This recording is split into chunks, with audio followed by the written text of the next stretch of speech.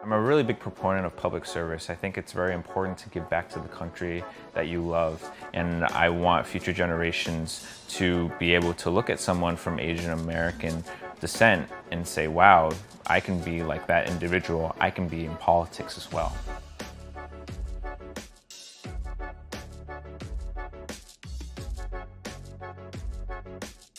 My name is Victor Yang. I'm 26 years old and I make $45,000 and I live in Washington, D.C. I'm a legislative staffer, meaning I track legislation and brief the member of Congress. I think the most important lesson that I've learned about money is that one needs to be very disciplined in how they spend and to ensure that they spend it efficiently. From a financial standpoint, my default tends to be saving, and I don't usually spend money unless it's an expense that I really feel like is necessary, which is food, water, shelter, and daily living requirements. My parents, being first-generation immigrants, really taught me the importance of making sure that you can maximize everything that you are provided. My parents immigrated to the United States in their 30s, a decade behind some of their peers who immigrated in their 20s. And so they really needed to make the most out of their finances and their time that they were allocated. And I think that is very influential in my spending habits, as well as my career aspirations.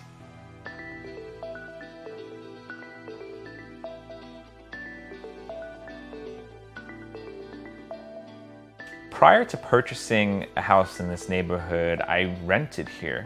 And one of the things that I love to do in neighborhoods is to walk around and meet everyone here. I play basketball at the basketball court. I meet my neighbors. I bike around and really put myself out there in the community. And I think that's something that's very important for anyone who is looking to buy a house.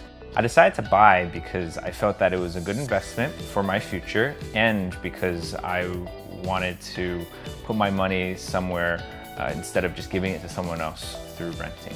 My parents helped me buy my house because they felt that it was important to be financially stable and because they were first-generation immigrants and they really struggled with home ownership and being able to find stability in a new country.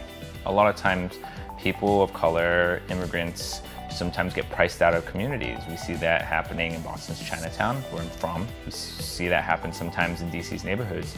And if you own a home, then you're insulating yourself from being priced out. I think also home ownership is not for everyone.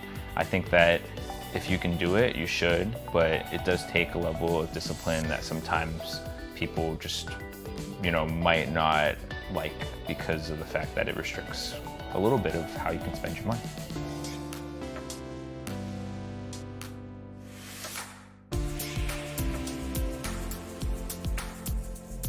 Did that for a little bit and then decided to come to DC because I was curious about politics at the national level. So working on Capitol Hill and in government sometimes requires many, many late nights. You'll be working sometimes till 9 and 10 at night, depending on what is going on, and sometimes the weekends if it's necessary. One of the reasons I make $45,000 in Washington, D.C. is because Congress votes against a cost of living adjustment every year, meaning that they and their staffers do not receive an increase in their salaries. This is problematic in many ways because it restricts the amount of salary that staffers and members of Congress can make, but it also makes it harder for people from disadvantaged and low-income backgrounds to get a job working for a member of Congress, senator. One of the benefits of working in Washington, D.C. is you will go to events where sometimes there will be free food. That helps to eliminate some of the food costs that you might occur. The other thing that is really beneficial about D.C. is that it's a very walkable city. It's a city where you can walk and bike relatively easily to get to where you need to go. I prefer to bike and use public transportation because it reduces my carbon footprint and a lot of times is much faster than driving a car.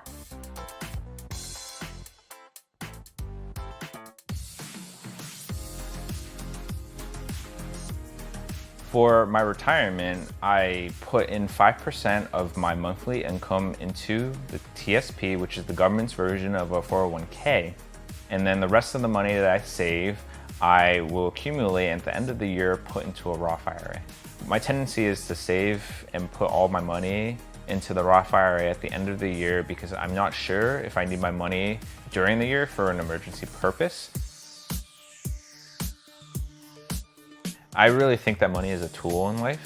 It's very important, but it's not something that should be idolized or glorified. It's just a means to your day-to-day lifestyle. I personally feel that most people who come to DC aren't necessarily in it for the money because it's very hard to make money initially here. I just think that that's what makes life so interesting, right? You have some people like New York, perhaps. You probably find a lot of people in finance that are just completely obsessed with money because that's all they do every day. They just manage money. And some people, that's just not their driving factor.